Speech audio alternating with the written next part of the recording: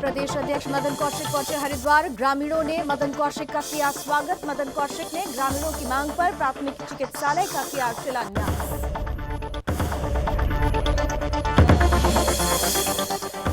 Corona के बढ़ते मामले को देखते हुए पुलिस प्रशासन सख्त। पुलिस क्षेत्राधिकारी के निर्देशन में चलाया गया चेकिंग अभियान। पुलिस चेक पोस्ट पर आते जाते लोगों का किया जा रहा RT-PCR टेस्ट।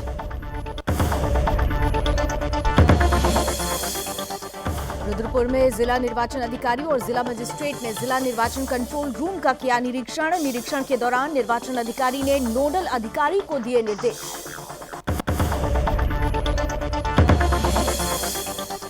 और विधानसभा चुनाव को लेकर पुलिस प्रशासन हुई सख्त। जिलाधिकारी मयूर दीक्षित ने आगामी विधानसभा को निष्पक्ष कराए जाने को लेकर राजनीतिक पार्टियों के साथ की बैठक।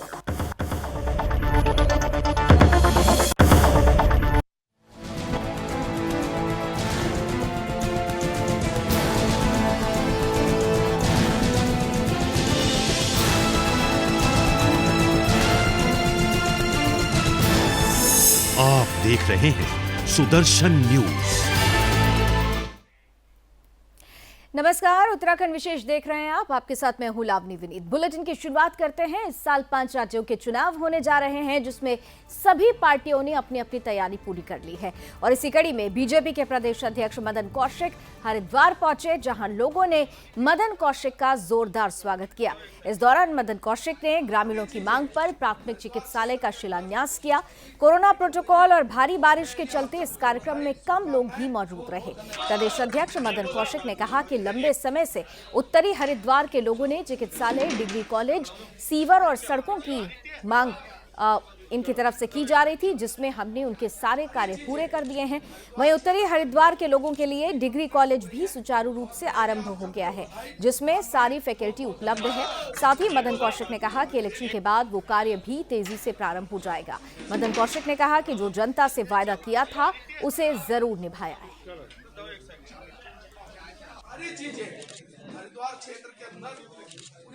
यहाँ के हॉस्पिटल का शिलान्यास किया है।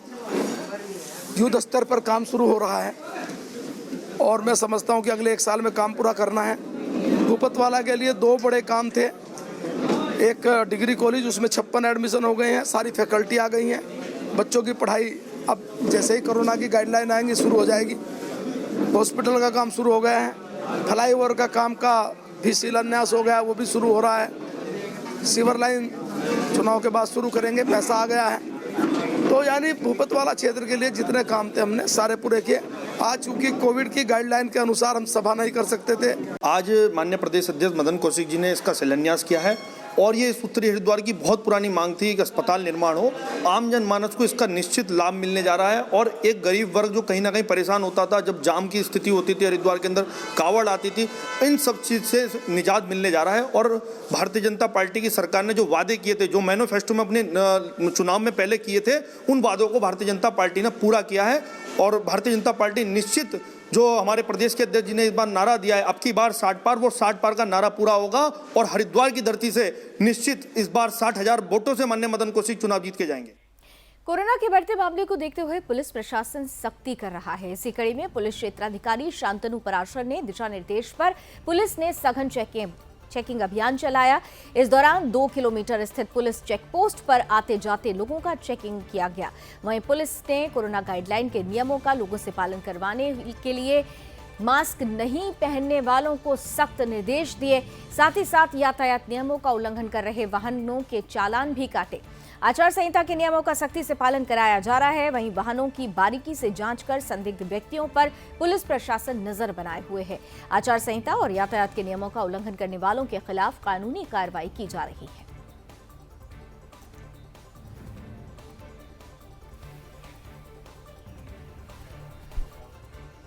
बात रुद्रपुर की कर लेते हैं, जहां आचार संहिता प्रभावी होते ही जिला निर्वाचन अधिकारी और जिला मजिस्ट्रेट युगल किशोर पंत ने जिला कार्यालय में स्थापित मीडिया सर्टिफिकेशन और मॉनिटरिंग कक्ष, साथ ही जिला निर्वाचन कंट्रोल रूम का निरीक्षण किया। उन्होंने एमसी कक्ष के निरीक्षण के दौरान नोडल अधिकारी MCMCRD पालीवाल को महत्वपूर्ण दिशा निर्देश देते हुए कहा कि सभी राजनीतिक दल और प्रत्याशियों को नियमानुसार होर्डिंग, बैनर, पोस्टर, चेस कार्ड, ऑडियो, वीडियो क्लिप का गहनता से परीक्षण करने के बाद ही अनुमति प्रदान की जाए।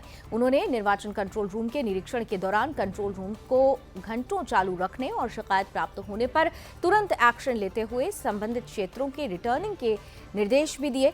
जिला निर्वाचन अधिकारी युगल किशोर पंत ने निर्वाचन प्रक्रिया से जुड़े सभी अधिकारियों के लिए दिशा निर्देश जारी करते हुए कहा कि निर्वाचन प्रक्रिया से जुड़े सभी अधिकारी और कर्मचारी निर्वाचन प्रक्रिया को स्वतंत्र, निष्पक्ष, पारदर्शी और शांतिपूर्ण ढंग से संपन्न कराना सुनिश्चित करें।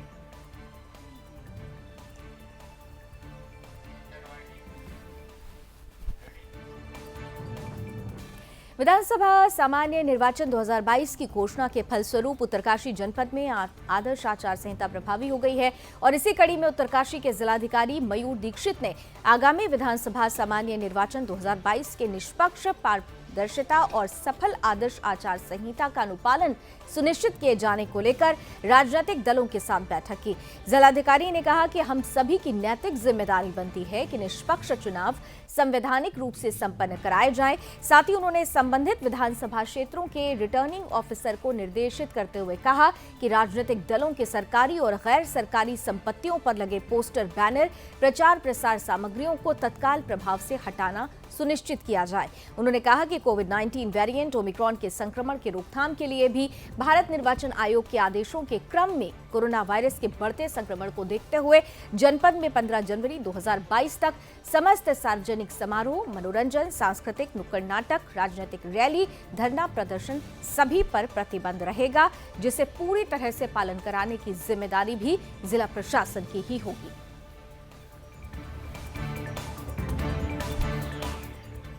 उत्तराखंड के बाजपुर के ग्राम बेरिया दौलत स्थित गुरुद्वारे से सिखों के 10वें गुरु गुरु गोविंद सिंह जी के 356वें प्रकाश पर्व के मौके पर नगर कीर्तन बड़े ही धूमधाम के साथ निकाला गया। नगर कीर्तन का विभिन्न स्थानों पर जोरदार स्वागत हुआ। दरअसल सिखों के 10वें गुरु गुरु गोविंद सिंह जी के 356वें प्रकाश पर्व के उपलक्ष्य में सिख समाज बड़े हर्षोल्लास के साथ इस दिन को मनाता है। नगर कीर्तन में गुरु नानक देव जी के जन्म स्थान की शोभा यात्रा निकाली गई, जिसमें भारी संख्या में सिख समाज की महिलाएं, बच्चे, पुरुष शामिल हुए। वहीं इस मौके पर सारा शहर गुरु गोविंद सिंह जी की महाराज के जयकारों और गुरुवाड़ी से भक्तिमय हो गया। साथ ही इस दौरान लोगों ने नगर कीर्तन में मौजूद श्रद्धालुओं को प्रसाद वितरित भी किया।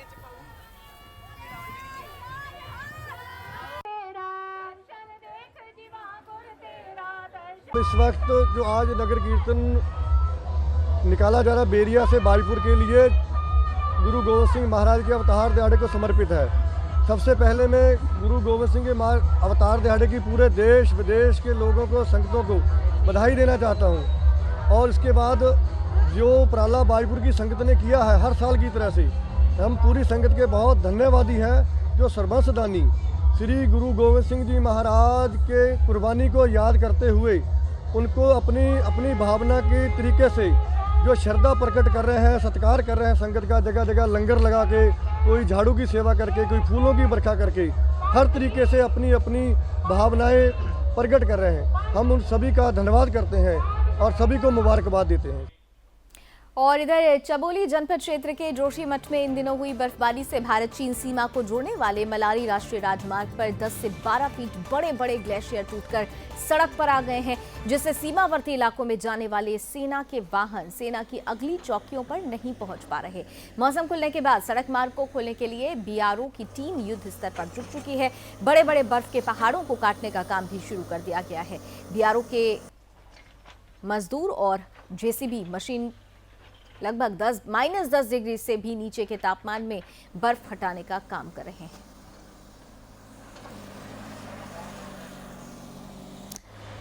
तो पहाड़ी इलाकों में जिस तेजी के साथ बर्फबारी हुई है उसका ये नज़ारा आपके सामने है। बड़े बड़े ग्लेशियर्स टूटकर बीच रास्ते पर गिर पड़े हैं, जिसकी वजह से यातायात बाधित हुआ है। सड़क मार्ग को खोलने के लिए निरंतर कोशिशें की जा रही हैं। -10 डिग्री सेल्सियस में की हालत यहाँ पर बनी हुई है और ऐसे में बीआरओ की टीम युद्ध स्तर पर जुटी हुई है। बड़े बड़े बर्फ के पहाड़ों को काटने का काम शुरू हो चुका है। बीआरओ से जुड़े हुए मजदूर इस विकट परिस्थिति में भी, इस ठिठुरती ठंडक में भी जेसीबी मशीन के जरिए बड़े बड़े ग्लेशियर्स के टुकड़े जो सड़कों पर आकर गिर गए हैं, जिनकी वजह से सड़क बाधित हुई है, उसे हटाने की निरंतर कोशिश कर रहे हैं।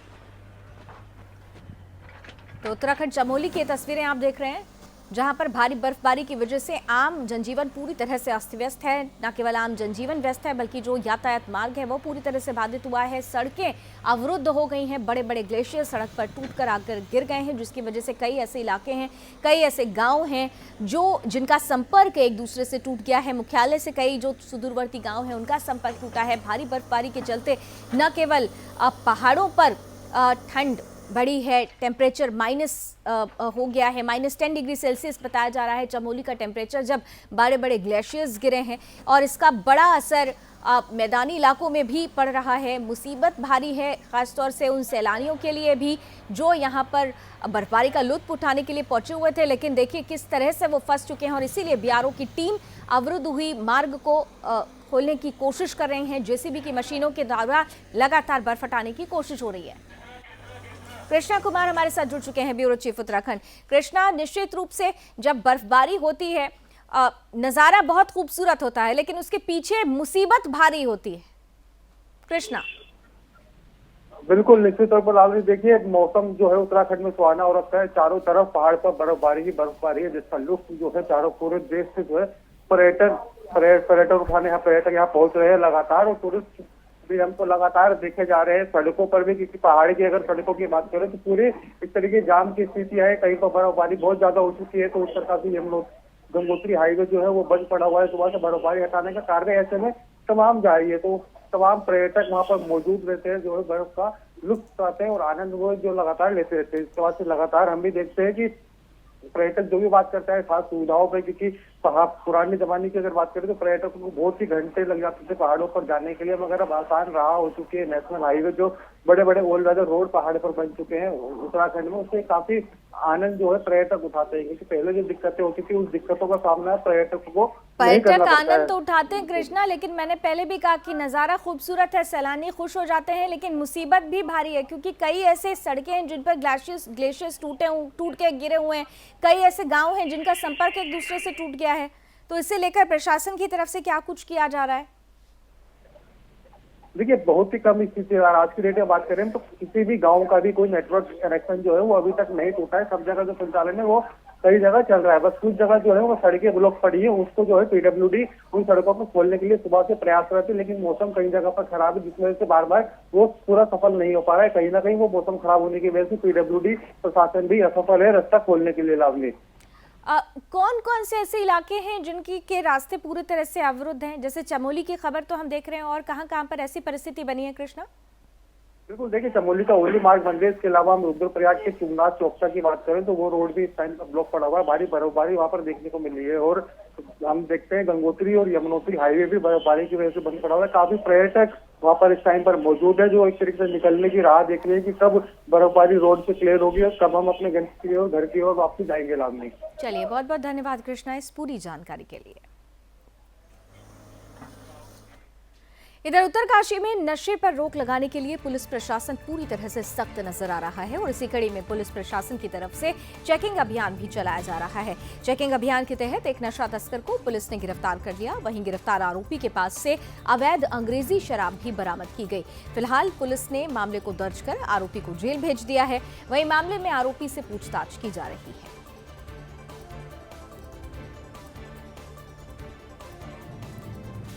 मुख्य निर्वाचन अधिकारी उत्तराखंड शासन देहरादून के निर्देशन में उत्तरकाशी जनपद के ग्राम बारसू विकासखंड भटवाडी में ग्रामवासियों और विभागीय कार्मिकों की तरफ से महिला चौपाल का आयोजन किया गया।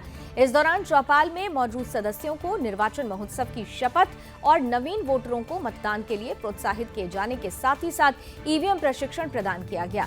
कार्यक्रम में मुख्य विकास अधिकारी सुजाता सिंह, स्वीप कोऑर्डिनेटर, मुख्य निर्वाचन कार्यालय उत्तराखंड शासन देहरादून, खंड विकास अधिकारी और अन्य सहयोगी कर्मचारी मौजूद रहे।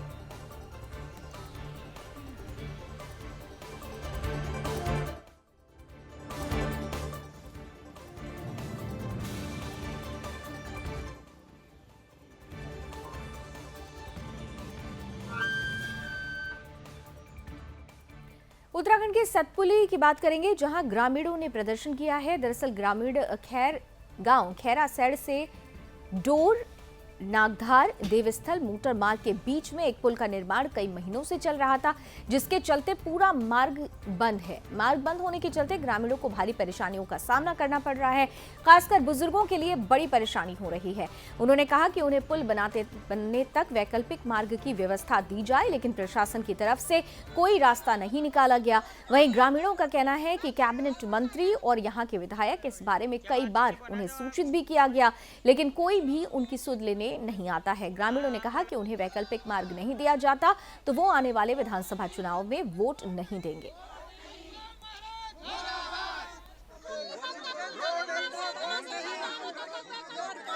और मैं जो है इस टाइम प्रधानपति हूँ और ग्राम सभा नगदार की जी।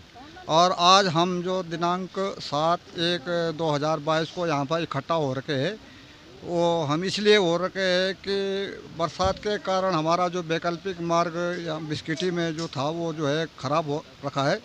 और अभी हम लोगों को जो है आने जाने में के लिए कोई रास्ता नहीं है, जिससे कि हम लोग जो है बहुत परेशान हैं।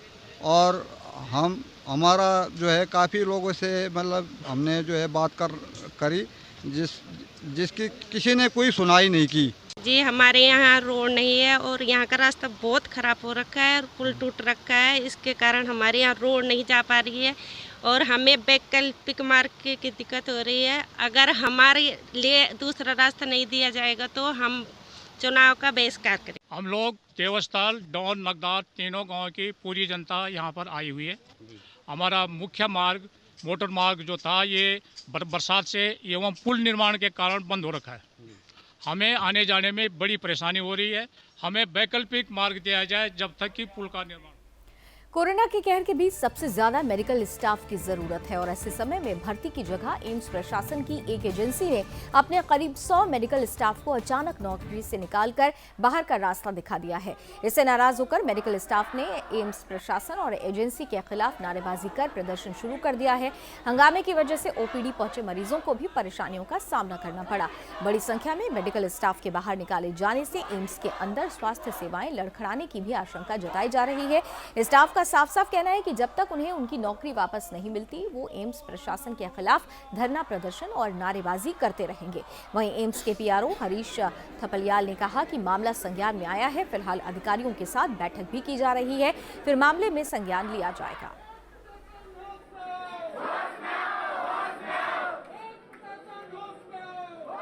मेरा नाम युद्धवीर सिंह है। मैं सर्जिकल ऑन्कोलॉजी वार्ड में हूँ।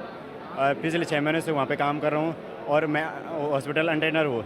हमें सडनली अचानक कोई इन्फॉर्मेशन नहीं दी और हमें अचानक ही कल नाइट को लेटर दे दिया कि तुम्हें एम्स से हटाया गया। हम ये जानना चाहते थे कि क्यों हटाया, हमारी कोई गलती है, हमने काम नहीं किया। जो काम नहीं होता सर हम वो काम कर लेते हैं बिना उसके।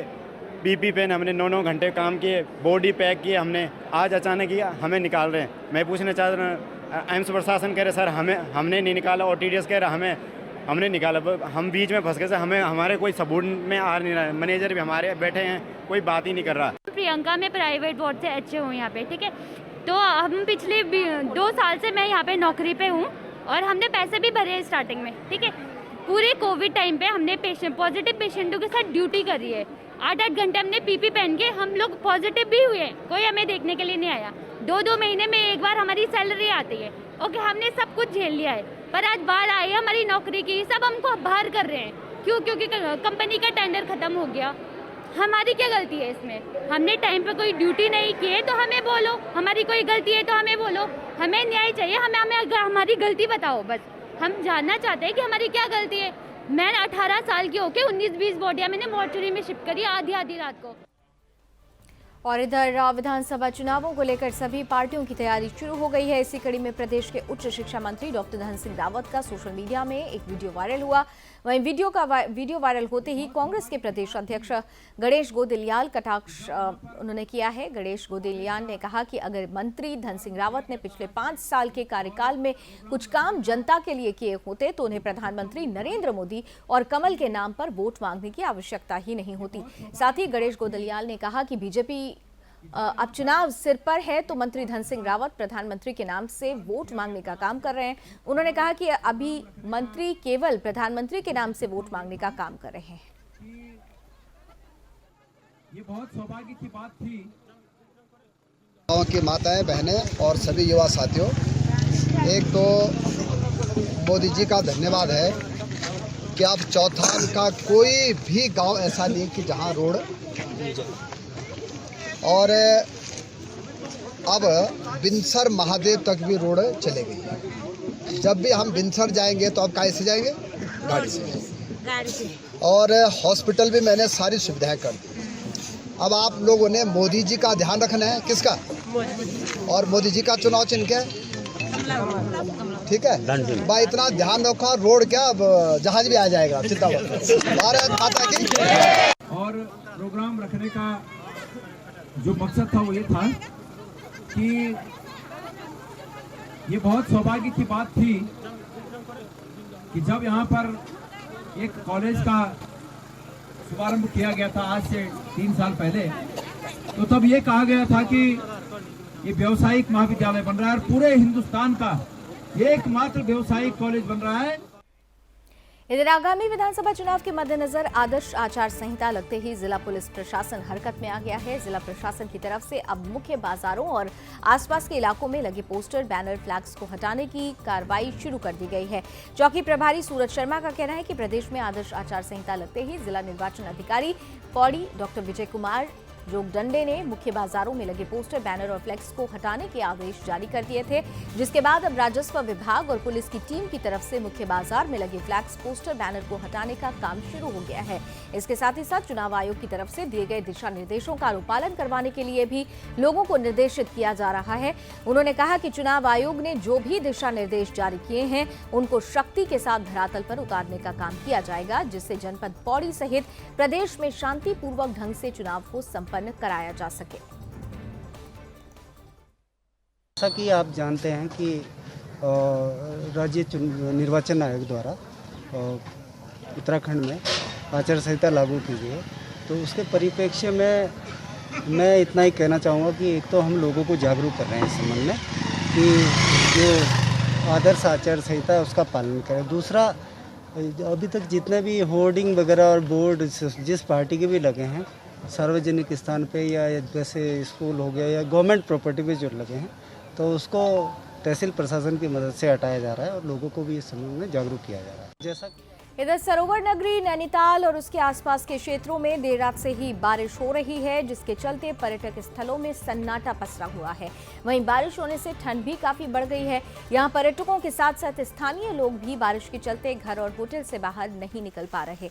स्थानीय लोग और पर्यटक गर्म कपड़ों और आग का सहारा ले रहे हैं। वहीं बारिश के चलते जनजीवन अस्त व्यस्त हो गया है। अगर बारिश का क्रम जारी रहा तो यहाँ पर बर्फ का दीदार भी हो सकता है।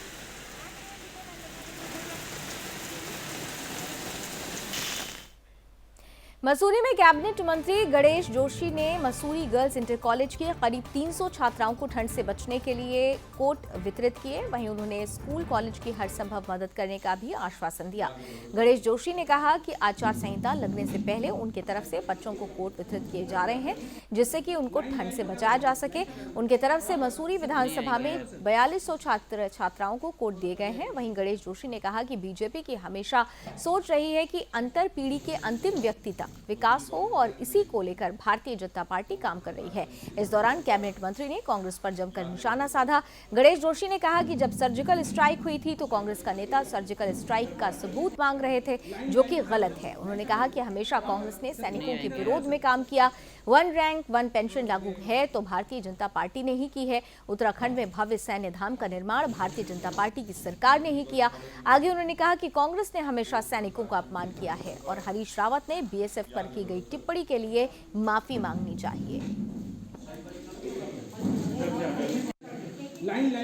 टीन शेड बनाया, उसके लोकार्पण के अवसर पर यहाँ पर आया था। मैंने देखा कि यहाँ बच्चे स्वेटर पहनकर खड़े हैं, उनके पास कोट नहीं है। उनको आवश्यकता थी, क्योंकि मैंने गरीबी को बहुत नज़दीक से देखा है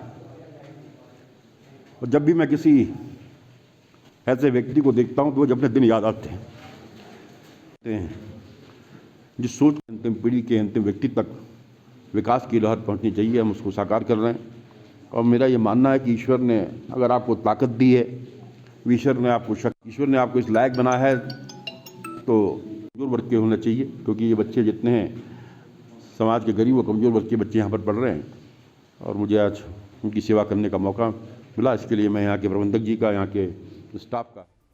उत्तराखंड के लाल कुआं में विशाल बालाजी दरबार भजनों के साथ झांकियों का आयोजन किया गया। यहां अम्बेडकर नगर वार्ड नंबर में श्री बालाजी सेवा संघ लाल कुआं की तरफ से आयोजित विशाल बालाजी दरबार लगाया जाएगा, जिसमें झारखंड से कलाकार श्वेता अग्रवाल और ऊधम सिंह नगर के रुद्रपुर से कलाकार अमन सावरिया सहित शुभम इंटरनेशनल ग्रुप दिल्ली की तरफ से बालाजी के भजनों का गुणगान किया जाएगा। साथ ही बालाजी की सुंदर अलौकिक झांकियों का आयोजन भी किया जाएगा। इसे लेकर नगर के मुख्य मार्ग पर शोभा यात्रा निकाली गई। इस दौरान भक्तों को प्रसाद वितरित भी किया गया।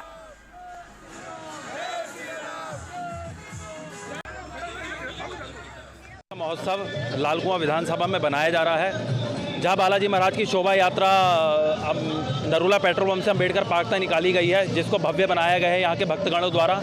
हमें बहुत सहयोग मिला यहाँ की जनता का, हर किसी का। और रात शाम को 5 बजे श्री बालाजी महाराज का विशाल दरबार, भव्य दरबार अम्बेडकर पार्क में सजाया जाएगा, जहाँ के भाल के कलाकार आकर बालाजी महाराज का गुणगान करेंगे।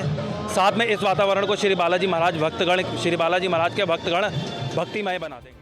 इधर मसूरी के सामाजिक कार्यकर्ता भावना गोस्वामी के साथ एक व्यक्ति द्वारा अभद्रता और मारपीट की गई। इसे लेकर भावना गोस्वामी द्वारा मसूरी कोतवाली में तहरीर देकर आरोपी के खिलाफ कार्रवाई करने की मांग की गई है।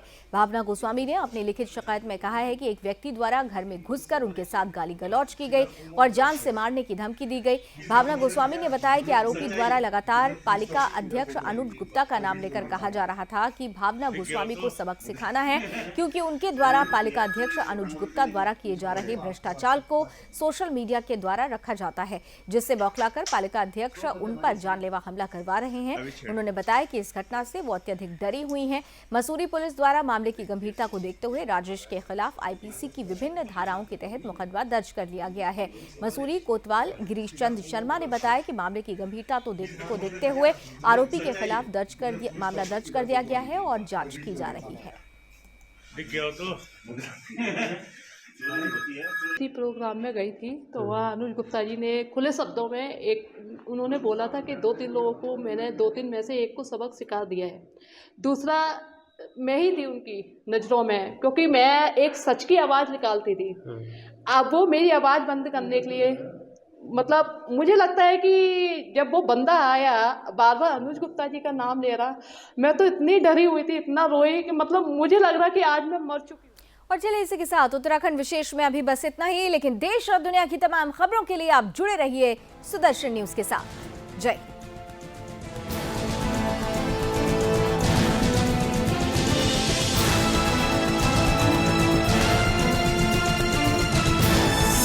आप देख रहे हैं सुदर्शन न्यूज।